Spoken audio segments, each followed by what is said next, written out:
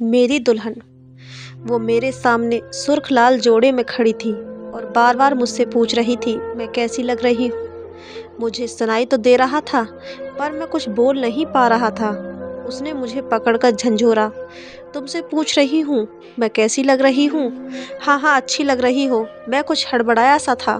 मैंने कहा था ना, जिस दिन लाल जोड़े में देखोगे बहुत अखरेगा तुम्हें। लग रही हूँ ना पटोला। उसने मुझे चिढ़ाते हुए कहा। हाँ, इतनी लीपा पोती के बाद तो हर कोई ठीक ठाक ही दिखता है। उसमें नया क्या है, चुड़ैल से थोड़ी ज़्यादा भयानक लग रही हो बस। मैंने भी उसे उसके ही लहजे में जवाब दिया। आज मेरी शादी है। आज तो थोड़ा ढंग से बात कर लो। कल चले जाऊंगी तुम्हारे इस शहर से भी और तुम्हारी ज़िंदगी से भी। उसने मुझे अपनी काली काली आंखों को गुस्से में दिखाकर डांट कर कहा। जल्दी जाओ, चैन मिले थोड़ा। मैंने कह तो दिया था। पर उसकी वो जिंदगी वाली बात से मैं अंदर ही अंदर कांप गया था। एक पल के लिए सोच में पड़ गया, कैसे रहूँगा इस पगली के बिना। कितना सूना लगेगा ये शहर।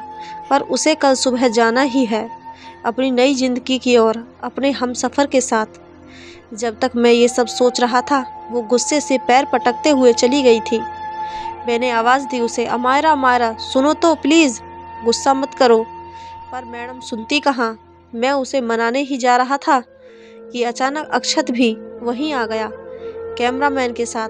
अमायरा और अक्षत की फ़ोटो शूट के लिए मैं वहीं से वापस अपने दोस्तों के पास आ गया। रात भर मैं एक एक रस्म में उसे दूर से देखता रहा। वो भी देख लेती, पर जब भी देखती आंखें बड़ी कर लेती गुस्से से। हाँ, पर अक्षत के साथ खुश भी थी बहुत आज वो।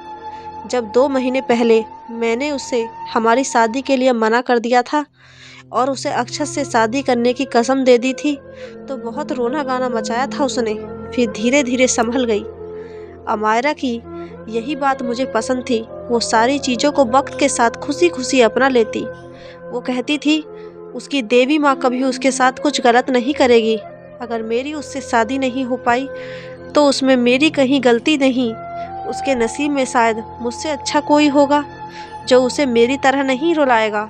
हाँ, मैंने उसे सच में बहुत रुलाया और नहीं चाहता था वो जीवन भर रोए।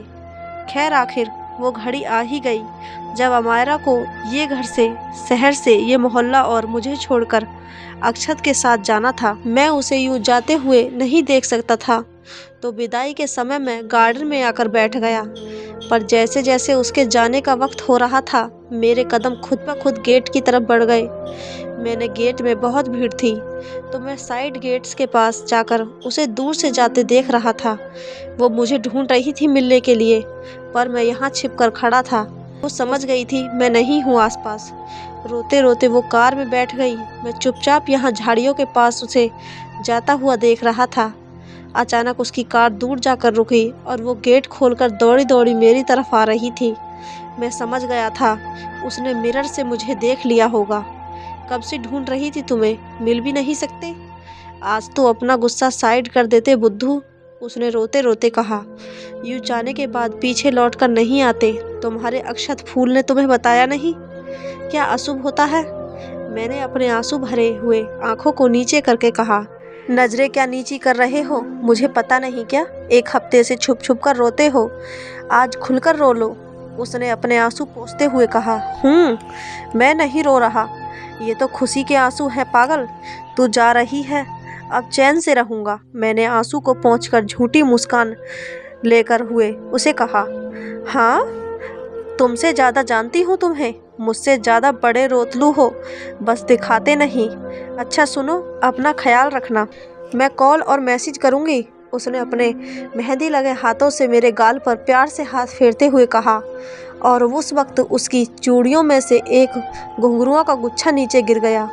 मैंने भी उसे हामी भरी और उसे कार में बैठा अक्षत से हमेशा उसे खुश रखने का वादा ले लिया। मैंने वापस आकर घुंघरुओं के गुच्छे को उठाकर जेब में रखा और उसे एक मैसेज किया। कल मैंने इस दुनिया की सबसे खूबसूरत दुल्हन को देखा। मुझे पता था उसके चेहरे पे मुस्कान आ चुकी होगी। काश ये मेरी दुल्हन होती। मैंने धीरे से मन ही मन कहा था, कहते हैं 48 घंटे में कही हुई बातों में से एक बात आपकी सच होती है, पर इस तरह सच होगी न मैंने कभी चाहा था, न उस ऊपर वाले से मांगा था। अमायरा की शादी के बाद भोपाल मुझे काटने को दौड़ता था। हर जगह से जुड़ी यादें थीं, तो मैं भी उस शहर को छोड़कर जबलपुर शिफ्ट हो गया, भैया भाभी के पास। 1 साल बाद आज अमायरा की शादी को 1 साल हो गए। नहीं, मुझे डेट याद नहीं, वो तो फेसबुक मेमोरी में अमायरा के साथ ली हुई सेल्फी दिख गई, जो उसने मेरी आईडी से अपलोड की थी। मैं उसे देख ही रहा था कि अमायरा की मम्मी का कॉल आया। बहुत रो रही थी। मेरे पूछने पर इतना ही कहा उन्होंने कि जितनी जल्दी हो सके मैं भोपाल उनके घर आ जाऊं। मैंने पूछा कि सब ठीक है या नहीं। उन्होंने बस यही कहा, बेटा बस जल्दी आ जाओ। मैंने पहली ही बस पकड़ी और निकल गया। इधर अमायरा का फ़ोन ट्राई कर रहा था पर लग नहीं रहा था। वैसे 6-7 महीनों से हमने बात नहीं की। वो भी अपनी नई ज़िंदगी में खुश और व्यस्त थी और मैं उसे वैसे ही खुश रहने देने में ही भला समझता था। मैं नहीं चाहता था कि वो अब मेरी फ़िक्र करे। जब मैं अमायरा के घर पहुंचा तो देखा जिस लड़की को मैंने आखिरी बार लाल सुर्ख जोड़े में देखा था वही सफ़ेद लिबास में खड़ी थी। अक्षत नहीं था इस दुनिया में। 4 महीने पहले वो छोड़कर जा चुका था रोड एक्सीडेंट में, और मेरी अमायरा भी बस जिंदा लाश ही थी। रही सही कसर उसके ससुराल वालों ने पूरी कर दी थी। उसे आधी रात को घर से बाहर निकाल दिया था, मनहूस का तमगा देकर। उसे तो इतना भी ध्यान नहीं था कि वो किसी को बताए। वो तो पड़ोसी ने कॉल करके उसके मम्मी पापा को बताया तो वो उसे लेकर आए। मैं उसे एकटक देख रहा था। उसने मुझे देखा और बस दौड़कर आ गले लग गई और बहुत रोई। मैंने चुप कराने की कोशिश की पर अंकल ने बताया वो अक्षत के जाने के बाद से रोई नहीं है, तो उसे रोने दे। मुझे इसलिए ही बुलाया था उन्होंने कि शायद मुझे देख अमायरा उस शौक से बाहर निकल सके। वो रोते रोते बेहोश हो गई थी। हम सब ने उसे उसके कमरे में जाकर लिटाया और डॉक्टर के आने का वेट कर रहे थे। डॉक्टर आए तो उन्होंने बताया खुशखबरी है, वो माँ बनने वाली है, पर अक्षत की मौत की वजह से वो शॉक्ड है। मैंने आंटी अंकल से पूछा तो उन्होंने बताया उन्हें कुछ नहीं पता। अक्षत के जाने के बाद अमायरा किसी से कुछ नहीं बोलती। हमने उसके ससुराल में फ़ोन कर बताना मुनासिब समझा, पर उसके ससुराल वालों ने अमायरा और उसके आने वाले बच्चे को मनहूस करार कर पल्ला झाड़ लिया। अब हमें पहले अमायरा को नॉर्मल करना था ताकि वो खुद का और उस बच्चे का ध्यान रख सके। अगले 1 महीने मैंने ज़्यादातर समय उसके साथ ही बिताया। अमायरा थोड़ी नॉर्मल तो थी पर अब भी उसके चेहरे से वही उदासी रहती। हम सब ने उसे रंगीन कपड़े पहनने को कहा। उस सफ़ेद लिबास में देखकर हमें भी बहुत दुख होता था, पर वो कहती थी ये मुझे मेरी सच्चाई बताता है, ये सफ़ेद लिबास मुझे असलियत बताता है कि मैं कितनी मनहूस हूँ। मेरे पति मेरी वजह से चले गए, मेरा होने वाला बच्चा मेरी वजह से अपने पापा को कभी नहीं देख पाएगा। मेरी दुनिया में अब रंगों के लिए कोई जगह नहीं है। हमेशा खुश रहने वाली अमायरा अब हमेशा के लिए उदास हो चुकी थी। उसकी ज़िंदगी में रंग भरने का एक ही तरीका था, उसकी दूसरी शादी। मैंने अंकल आंटी के साथ मिलकर कई रिश्ते ढूंढे, पर किसी को अमायरा मनहूस लगती थी तो कोई उसको उसके होने वाले बच्चे के साथ नहीं अपनाना चाहता था। क्या तुम शादी करोगे मेरी बेटी से? जानता हूँ ये स्वार्थ है मेरा, पर तुमने पिछले 2 महीने से अमायरा का पूरा साथ दिया है। कोई ज़बरदस्ती नहीं है। तुम मेरे बेटे जैसे हो, ना भी बोल सकते हो।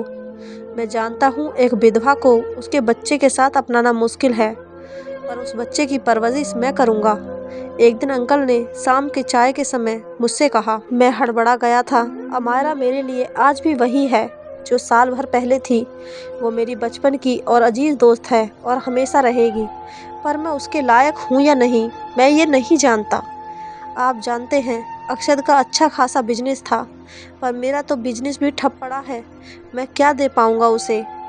पर फिर भी आप अमायरा से पूछ लीजिए। मैं एक ही सांस में बोल गया, अमायरा ना ही कहेगी, उसे शादी करनी ही नहीं। आज हम हैं, कल क्या होगा उसका? बच्चा संभालेगी या अपनी नौकरी? कहती है जॉब करके संभाल लूँगी बच्चे को। ये समाज आज तो उसे जीने नहीं दे रहा, कल कैसा बर्ताव करेगा क्या पता। आंटी ने भरे गले से ये बात कही। मैं आता हूँ अमायरा से मिलकर, कहकर मैं वहाँ से उठ गया। मैं उससे मिला और अपने भोपाल वाले रूम में आ गया। 1 साल पहले ही मैंने उसे शादी के लिए मना किया था। अगर आज मैं उसे प्रपोज़ करता हूँ तो बिल्कुल हाँ नहीं कहती। मैं जानता था आज आँखों में नींद नहीं थी। मुझे नहीं पता था कल सुबह मैं क्या करने वाला हूँ। अमायरा हाँ बोलेगी या नहीं, या ये सब करके मैं उसे और दुख देने वाला हूँ। कुछ समझ नहीं आ रहा था। और क्या मैं उसे खुश रख पाऊँगा? मेरा तो पब्लिकेशन का बिजनेस भी ढंग से नहीं चल रहा। यही सब सोचते हुए सुबह कब हो गई पता नहीं चला। मैं वॉक के बहाने अमायरा के घर गया। वो सुबह से उठकर गार्डन में पौधों को पानी दे रही थी, या वो सोई ही नहीं थी। उसकी आंखों के नीचे काले घेरे साफ बता रहे थे वो कई रातों से नहीं सोई है। अमायरा आओ ना, कुछ बातें करनी है। मैंने हिम्मत जुटाकर कहा। हाँ कहो, रुको चाय ले आती हूँ तुम्हारे लिए, उसने किचन की तरफ जाते हुए कहा। लो कहो क्या बात है। उसने दूध वाली चाय का कप मुझे दिया और काली चाय का कप खुद ले मेरे पास बैठकर कहा, शादी करोगी मुझसे? जानता हूँ ये वक्त सही नहीं है, पर अब इस सफ़ेद रंग में नहीं देखना चाहता। वादा करता हूँ कभी पति होने का हक नहीं जताऊँगा। हमेशा दोस्त की तरह ही रहूँगा। बस इस बेबी के लिए थोड़ा सोचो। मैं एक सांस में बिना उसकी तरफ देखे बोलता चला गया। हाँ तो तरस आ ही गया मुझ पर तुम्हें, है ना? उसने भरी आंखों से और भर्राई आवाज़ में कहा। तरस नहीं है ये यार। हाँ जानता हूँ वक्त सही नहीं है, पर अब मैं वक्त भी चाहता नहीं। कोई ज़बरदस्ती नहीं है तुम्हें। तुम चाहो ना भी बोल सकती हो। बेस्ट रिश्ता ढूंढ कर लाऊंगा तुम्हारे लिए। मैं जानता हूँ मैं लायक नहीं तुम्हारे, पर एक दोस्त की तरह साथ देना चाहता हूँ। ये दुनिया ऐसे जीने नहीं देगी तुम्हें। और माँ बाप का भी तो सोचो। दिन भर फिक्र में कट जाती है और रात भर सिर्फ तुम्हारी चिंता में कटती है।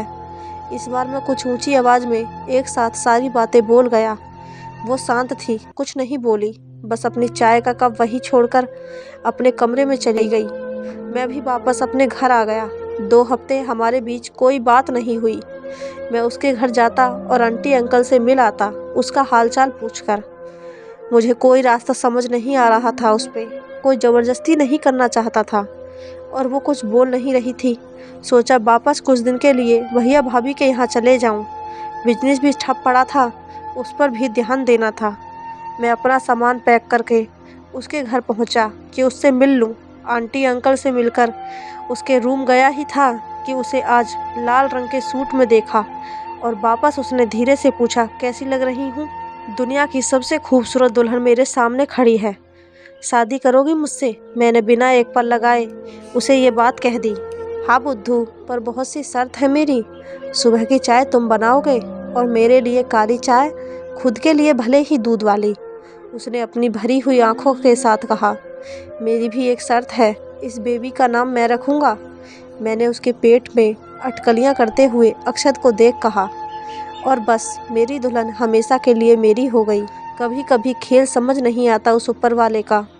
बार बार मांगने पर भी किसी को एक खोटा सिक्का नसीब नहीं होता और किसी को बिन मांगे पूरी कायनात दे देता है। ये कहानी काल्पनिक नहीं है, हमारे एक दोस्त की ज़िंदगी का सच है। बस हमने अपने शब्द दिए हैं ताकि लोग पढ़ें और समझें कि अगर वो ऊपर वाला कुछ छीनता है तो बहुत कुछ देता भी है। आपको ये कहानी कैसी लगी कमेंट बॉक्स में ज़रूर बताएं, और कहानी अच्छी लगी हो तो चैनल को सब्सक्राइब, वीडियो को एक लाइक ज़रूर करें। धन्यवाद।